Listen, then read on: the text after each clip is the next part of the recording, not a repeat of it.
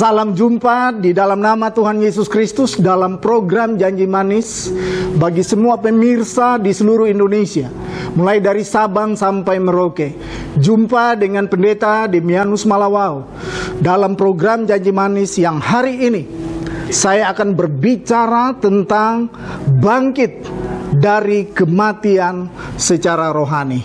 Tapi sebelumnya, mari saya mengajak kita untuk tunduk kepala dan kita mau berdoa. Bapa, di dalam nama Tuhan Yesus Kristus, di dalam kasih setiamu yang besar, anugerahmu yang tidak terbatas, kami datang pada hari ini supaya Tuhan Engkau berikan kepada kami semua pencerahan yang baru. Kami berdoa kiranya Roh Kudus menjamah setiap kami, supaya firman Tuhan yang pada hari ini kami dengarkan menjadi rema, menguatkan kami, sehingga kami memperoleh satu kekuatan yang baru.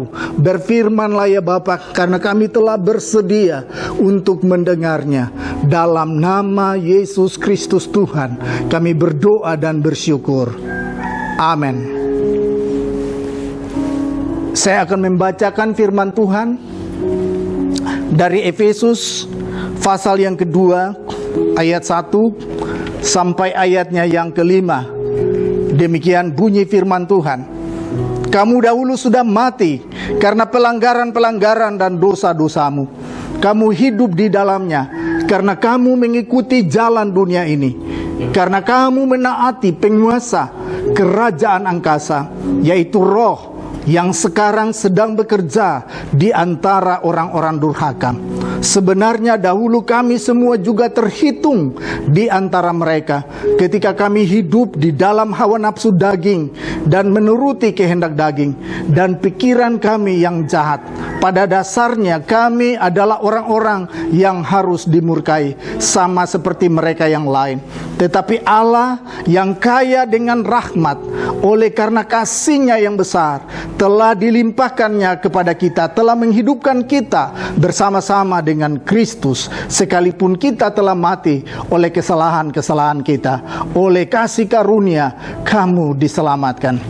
Bapak, Ibu, Saudara yang kekasih di dalam Tuhan Yesus Kristus, kalau kita berbicara tentang bangkit dari kematian rohani, saya ingin beritahu bahwa ada dua kematian, yaitu kematian secara lahiriah yang harus kita jalani semua. Semua orang, semua manusia pasti menghadapi kematian secara jasmani. Itu akibat dosa. Tapi juga ada kematian rohani yang diungkapkan oleh Rasul Paulus oleh ilham Roh Kudus di dalam perikop yang kita baca tadi. Kematian rohani ini, kalau kita tidak waspada, maka orang-orang yang mengalami kematian rohani akan menuju kepada suatu kematian yang oleh Alkitab disebut dengan kematian yang kedua. Itulah kematian di dalam lautan api yang menyala-nyala. Jadi hari ini saya bicara supaya kita mau bangkit dari kematian secara rohani, supaya kita memiliki suatu kepastian bahwa di dalam Tuhan Yesus Kristus kita dapat dibangkitkan dari kematian rohani. Indikator yang paling nyata di dalam perikop yang kita baca tadi, dalam ayat 1 secara khusus, apabila seseorang mengalami kematian secara rohani, Alkitab mengatakan bahwa dia sudah mati oleh karena pelanggaran-pelanggaran dan dosa-dosa. Itulah indikator daripada kematian secara rohani.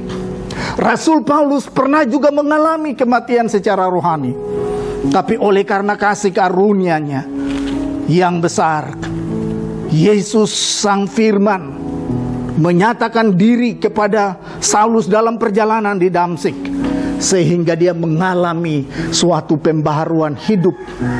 Itulah yang disebut dengan kasih karunia yang menyelamatkan. Ayat-ayat yang kita renungkan tadi ada beberapa prinsip yang akan kita bahas pada hari ini. Yang pertama, fakta kematian rohani. Ayat 1 dan ayat yang kedua. Yang pertama itu kita mati karena dosa-dosa dan pelanggaran yang kita buat. Yang kedua, kita hidup menurut atau mengikuti jalan dunia ini. Itu fakta yang kedua daripada kematian rohani. Yang ketiga, kita menaati roh yang sementara bekerja di antara orang-orang durhaka. Ayatnya yang kedua, bahagian B. Inilah yang oleh penulis Injil Matius mengatakan bahwa karena semakin banyak kedurhakaan, maka kasih kebanyakan orang akan menjadi dingin. Matius 24 ayat 12.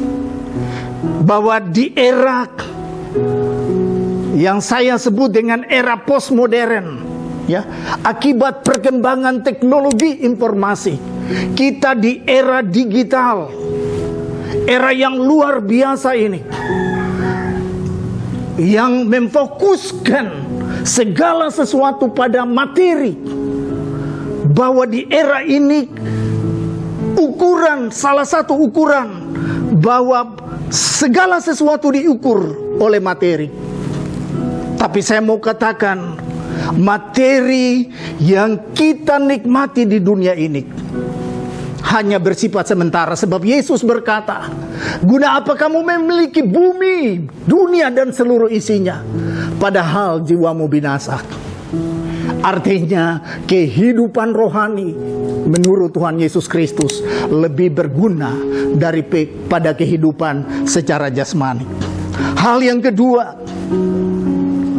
bangkit dari kematian rohani membawa kita belajar dari seorang tokoh, Rasul Paulus, yang pernah mengalami kematian yang sama. Di dalam ayatnya yang ketiga dikatakan, sebenarnya dahulu kami semua juga terhitung di antara mereka. Bahwa Paulus dengan jujur menulis kepada jemaat di Efesus bahwa dia walaupun belajar di bawah bimbingan guru besar Gamaliel, tapi kerohaniannya lagi mati karena dia hidup dalam hawa nafsu daging, mengikuti kehendak daging, pikiran kami yang jahat. Pada dasarnya kami adalah orang-orang yang harus dimurkai. Itulah suatu realita, suatu kenyataan hidup dari seorang mantan penjahat besar yang bernama Saulus, yang kemudian dirubah oleh Tuhan Yesus Kristus menjadi Paulus. Dia sebenarnya harus dimurkai, tapi oleh karena kasih karunia di dalam Tuhan Yesus Kristus, dia memperoleh pengampunan. Hal yang berikut, bahwa Allah yang kaya dengan rahmat yang besar menganugerahkan kasih karunia melebihi dosa dan pelanggaran manusia. Oh, ini hal yang luar biasa. Ya. Jadi hari ini saya mau beritahu kepada semua pemirsa bahwa kasih karunia Allah di dalam Tuhan Yesus Kristus lebih besar dari dosa-dosa kita. Kasih karunia Allah di dalam Tuhan Yesus Kristus lebih besar daripada segala dosa dan perbuatan yang kita lakukan. Karena tidak ada dosa yang tidak bisa diselesaikan. Itulah sebabnya ketika Yesus di atas kayu salib, dalam perkataan yang terakhir sebelum dia menyerahkan diri kepada Bapa, sudah selesai. Bahwa pekerjaan penyelamatan kepada seluruh orang percaya, kepada seluruh manusia di atas kayu salib telah dikerjakan dengan sempurna. Dan Alkitab mengatakan bahwa dia taat sampai mati di atas kayu salib. Itulah sebabnya Allah mengaruniakan kepadanya nama di atas segala nama, supaya di dalam nama Yesus semua lidah dan lutut bertelut dan mengaku Yesus Kristus adalah Tuhan. Itulah yang saya maksudkan dengan kasih karunia Allah. Ketika kasih karunia Allah datang di dalam kehidupan setiap orang percaya, ketika kasih karunia Allah datang di dalam Tuhan Yesus Kristus, kita sebenarnya tidak layak karena seharusnya kita dihukum, tapi Yesus sudah rela menanggung semua hukum dosa itu. Semua kutuk sudah Dia tanggung di atas kayu salib di dalam tubuhnya yang tidak berdosa. Itulah sebabnya firman Tuhan mengatakan bahwa oleh karena kasih karunia kita diselamatkan. Itulah kasih karunia yang besar, ayat yang kelima, yang biasa disebut dengan sola gratia.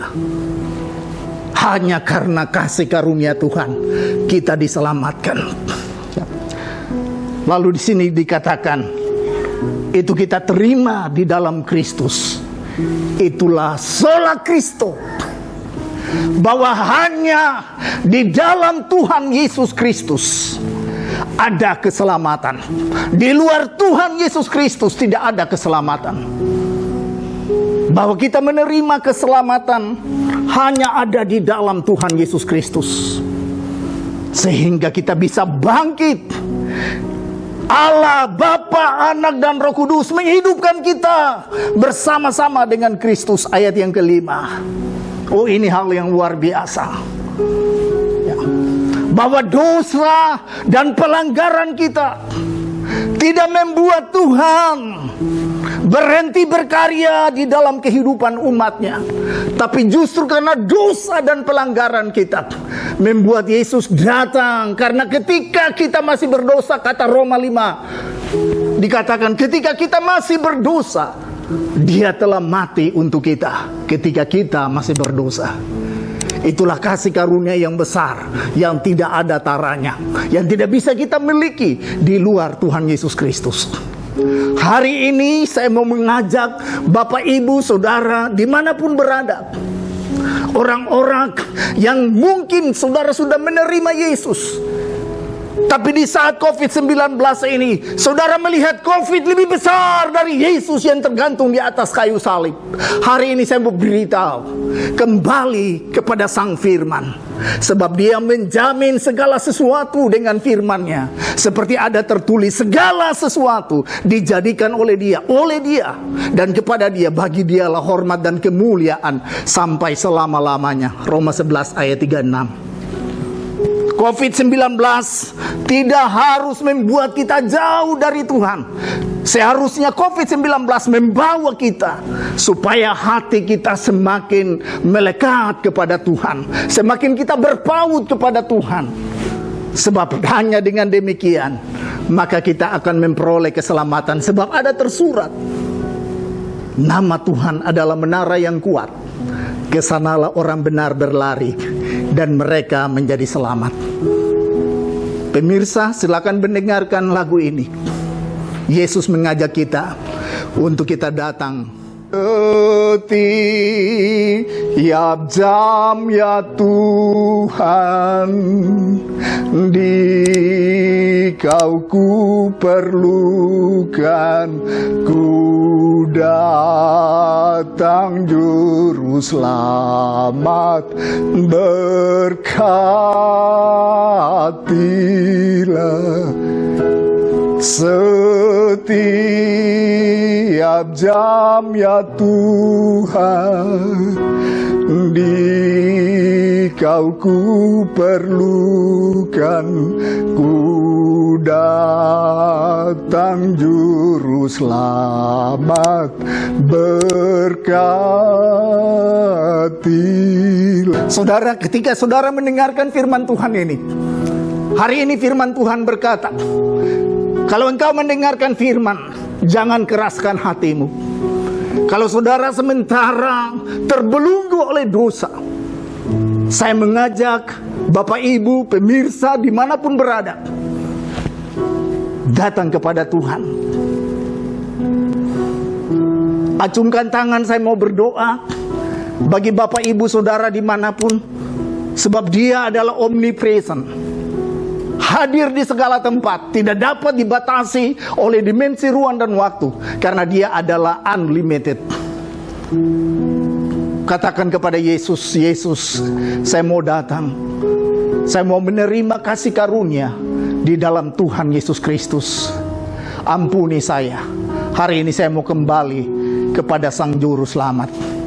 Mari kita tunduk kepala dan kita mau berdoa.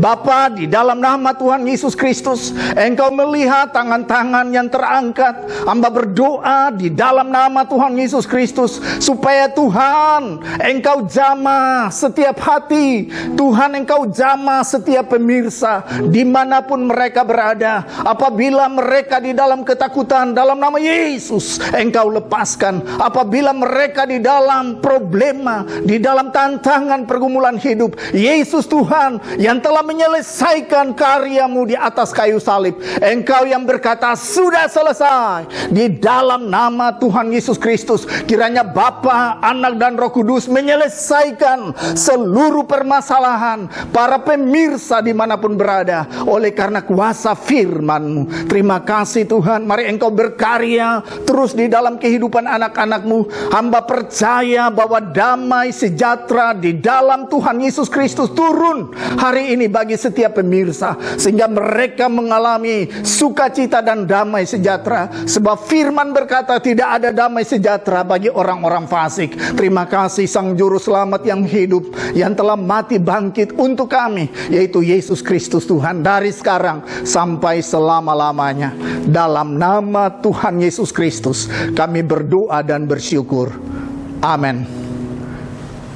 Pemirsa, program Janji Manis telah memberkati kita semua. Saya percaya bahwa segala sesuatu adalah dari Dia, oleh Dia, kepada Dia, bagi Dialah kemuliaan sampai selama-lamanya. Amin. Aku rindu dalam hadirat-Mu.